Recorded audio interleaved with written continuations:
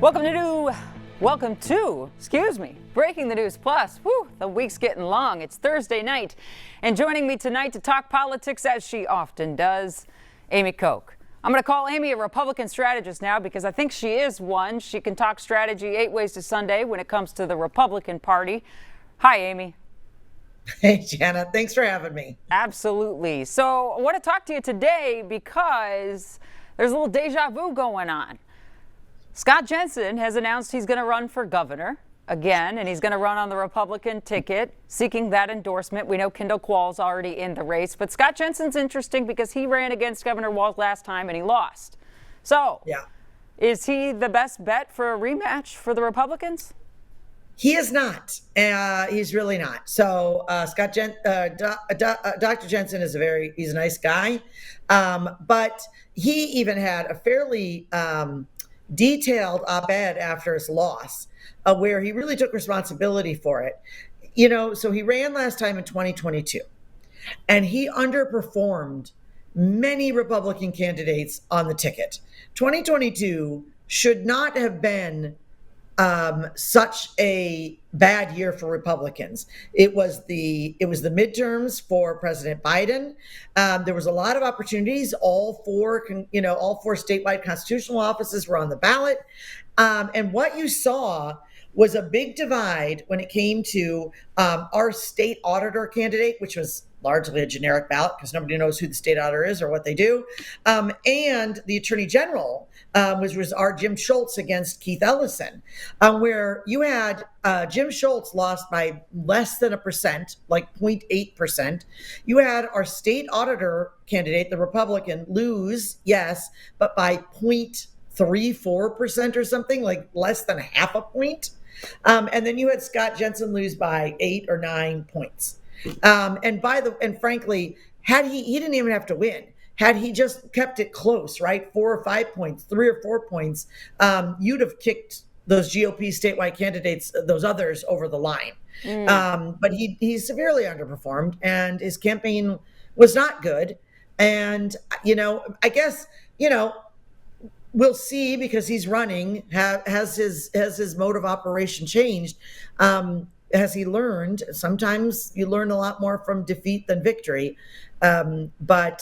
But it was not a good campaign. And GOP and the endorsers and primary voters should look very hard at that and ask a lot of questions if they want to win, which we have not won since 2006. I would like to remind everyone. Yeah. I think Republicans in the state are very clear that they haven't had that governor's seat since Tim Pawlenty.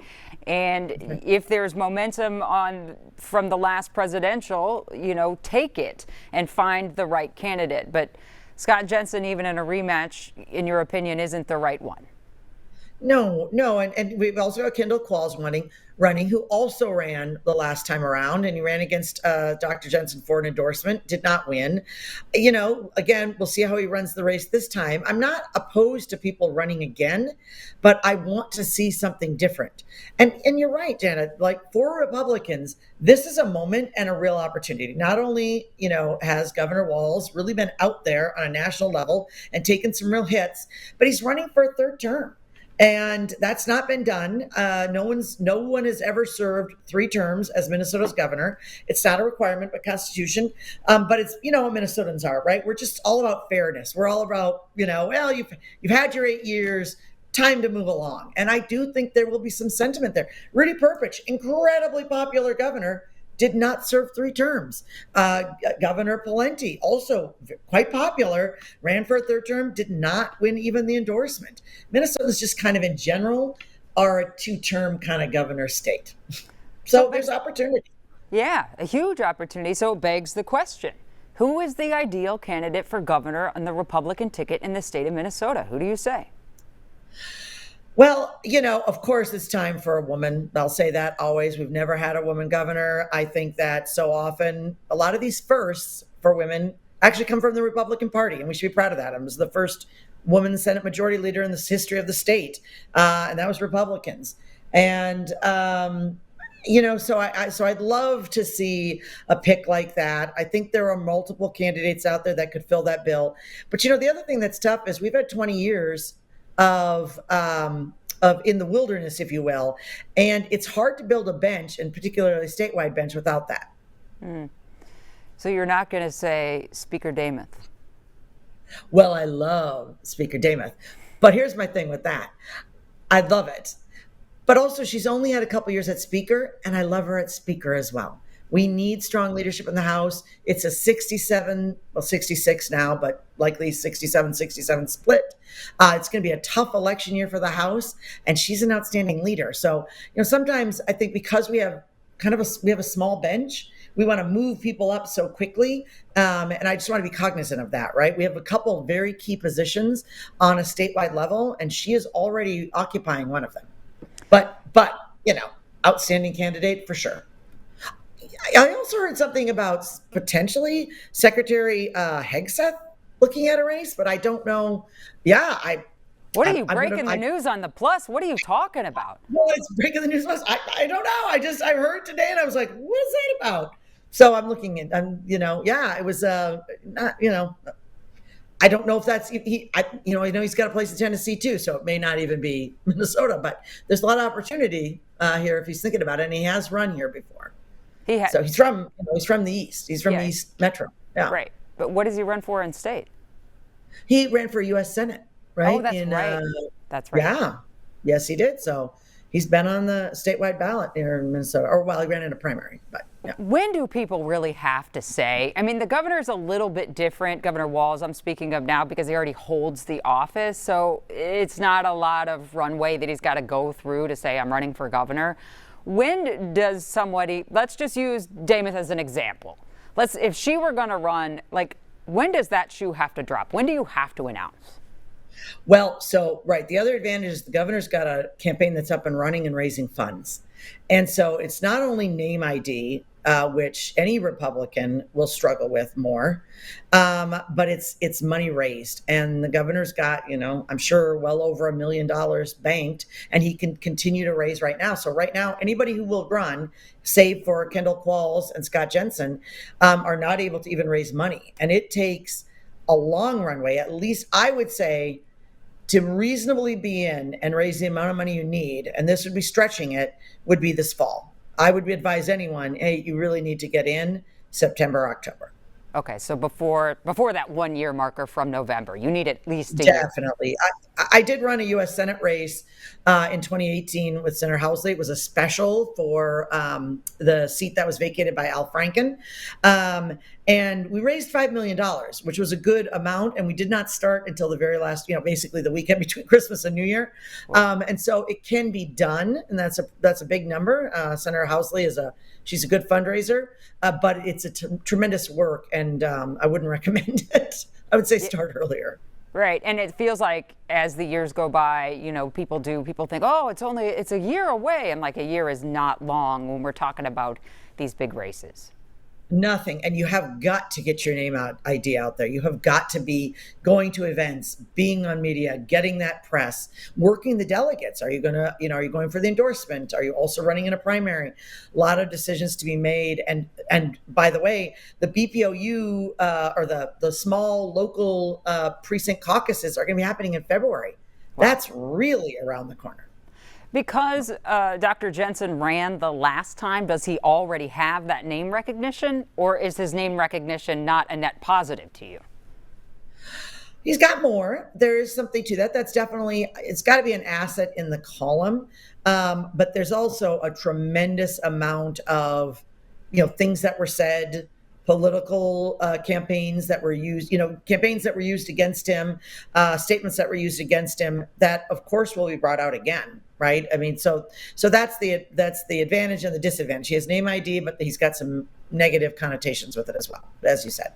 So let me throw this outlier to you. So you have Tim Walz, whose popularity isn't as high as it once was in his second term, and it's possible because of the VP race, possible because of perceived mistakes he's made, et cetera, et cetera.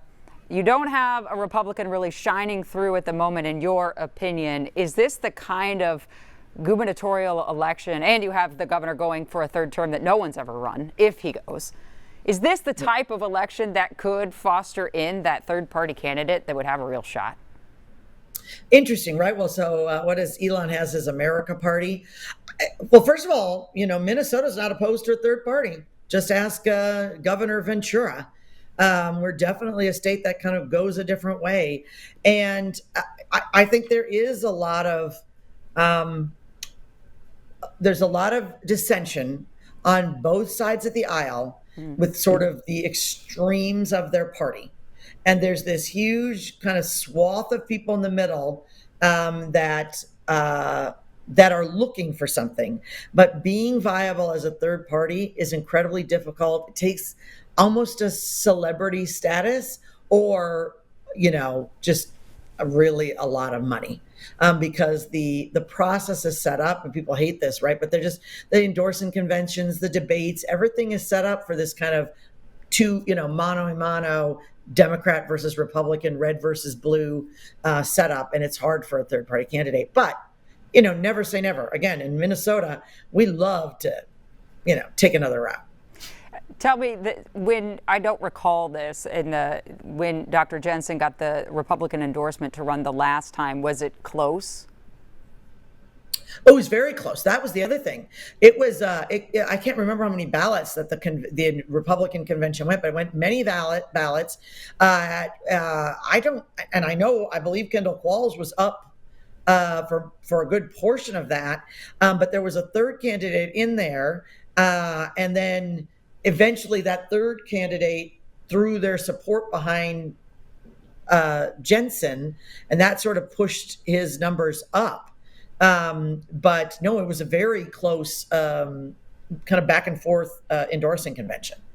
And that's really the last question I have for you. This is really inside politics for our viewers, but I was speaking to someone Senator Julia Coleman, because I wasn't sure if she was running. She said no. I saw that interview. Yeah, but she also kind of went out on a limb and said it also, in her opinion, is time to kind of rethink the way the party endorsements work. What would you say to that? I agree. So most folks don't go to their BPOU convention. We do caucusing in this state still. We have a very late primary, so we're sort of out of the mix when it comes. We're in August and that's, or I'm sorry, yeah, is it August? Yeah, August primary. It's so late in the game, and so it makes it almost worthless. And then these.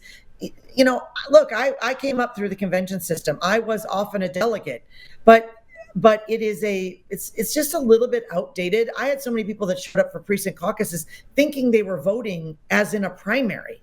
In the caucus system, you need, they do like training programs to caucus. And I just think if you have to do a training to participate in democracy, is that the best kind of democracy? I would say not. I think people understand a primary. They want to go vote. We have a closed primary system where if you vote Republican, you have to only vote on the Republican side of the ticket. Democrat, you can switch. You can go and vote Democrat, or you can vote Republican, but you have to vote one side or the other for that cycle. I think our system is good, and I'd like to see a more robust. You get more people in, you get more people weighing in. It requires a statewide run instead of a couple thousand really insidery delegates. You want to get rid of the smoky backroom dealings. The conventions they're kind of that, and they can still be important. They can still be exciting, and a chance for candidates to get out there. But I really do like a primary. It just from seems a more cut and dry. democracy standpoint. And from a transparency standpoint, because I really think that's what a voter wants. Like, hey, this is who we picked to run, not we just came. It's like the Vatican, right? Like y'all come out, both sides come out of this convention like, here is who we have given you. And it doesn't feel like you saw that when Kamala Harris got the bid to take Biden's spot running for president. And people were like, we didn't have a primary. We didn't choose her, we being like the people on the Democratic side. Right. And by the way, does that yield the best candidate? I would argue no. I was surprised to watch the Democrats anoint, Vice President Harris, and it didn't sit well. She didn't have to run sort of the gauntlet, and I think it didn't serve her campaign well. And we saw that, and when she was not successful. So I like a primary. My first time I ran, I was endorsed, And then I had a primary, and I kind of hated it at the time, but it forced me to get out there. It forced me to run. Competition. When did competition become a bad word? I love it. Get out there and fight for what you believe in, and win or lose, it is the most transparent process. So. Well, I appreciate your transparency and always having these fun conversations. A year and a half away, but a year and a half isn't that long. And as we whittle the list down or it increases, we'll have you back on the Plus to talk it over. Amy Koch, everybody. Thanks. I'll be back. I'd love it. Okay. Thanks, Amy. Thanks. That's all for Breaking the News Plus on this Thursday night. See you later.